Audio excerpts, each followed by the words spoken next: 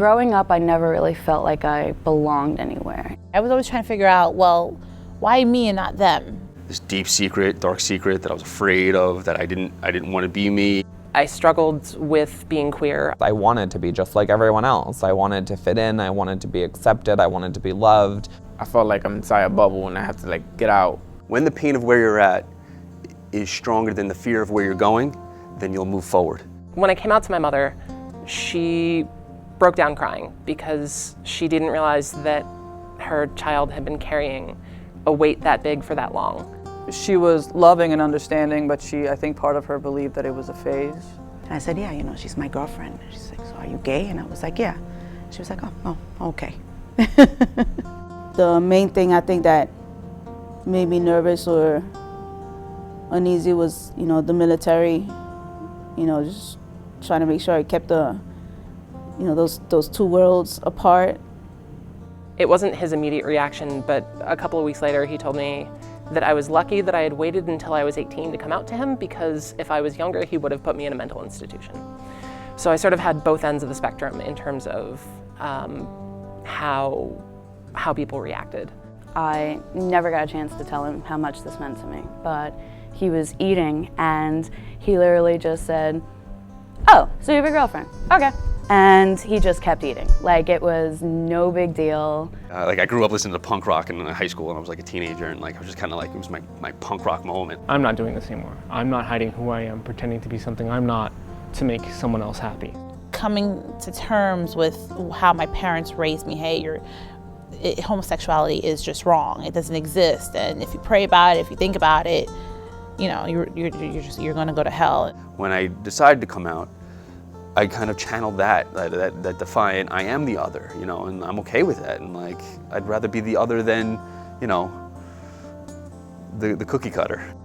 Being able to embrace who you are and say, this is me, I'm not changing for anyone, I love who I am, is such a powerful, empowering experience. I was so uncomfortable for my first 6 months in the job, thinking, you know, I have to maintain this facade, And then one day someone just looked at me and just went, "What are you doing?" The guys were worried, you know, they didn't know what to expect, you know, but after some time they realized I wasn't much different from themselves. I was fortunate enough that I was always placed around people that appreciated me and appreciated the hard work that I put in and my attitude.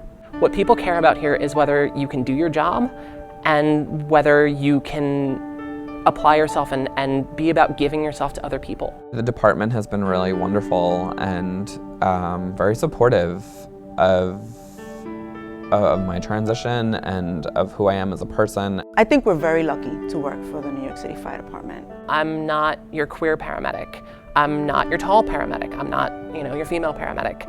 I'm your paramedic. Who I love is never going to interfere with whether or not I can treat you. It doesn't change who I am, essentially. Gay, straight, bi, trans, it shouldn't matter who you are in order to work any field you want.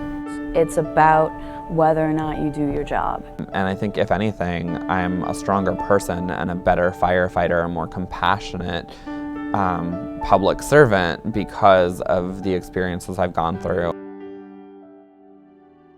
My 16th birthday was probably the closest I've ever come to suicide. And I remember very clearly not seeing a future for myself, or at least not a future that involved happiness or peace. Learning to be comfortable with myself and learning to interact with the world in a way that felt right and didn't feel like faking being normal for other people just took a lot of time. Had I ended it, I would have missed so many wonderful things in my life. So since that time, I've found a really healthy relationship with someone I truly love and I'm incredibly grateful to be married to. And we have really delightful children, and I have a healthy relationship with my parents and a really fulfilling career, and I never ever would have imagined it in that instance. You have people who love you. You're going to have people who love you. As much as you don't think that that's a thing, that's totally going to be a thing. a lot of who I am now, a lot of the strong, confident, proud person that I am now is not just me. I owe it to so many people who helped me along the way. Whenever I had a problem or whenever I had a concern, I just went to the people that I trusted. You kind of still go about and create your own family because you don't have the church or, you know, or the commercials on television or whatever telling you what it is to be gay. You know, you go out and find out for yourself. Your friends are the family that you make and that you choose. And that's where I've found just most of my support. A lot of my queer community I consider family more than my blood family. Community is important to, I think, all of us. We all need a place to belong. But once I'm around people where I don't have to censor myself, where I can be myself, where I know that if I say something, it's not going to be looked at differently or it's not going to be looked at sideways, there's a comfort in that really can't be replaced. If I could give a message to myself when I was a teen, I would tell myself not to give up on being who you are. Don't let anyone tell you who to be or how to be. That's not true to who you are. Love and understand yourself, and you'll get to everywhere you need to be.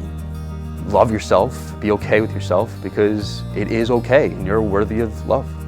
There are people who understand you and there are people who can help you. Search for the love.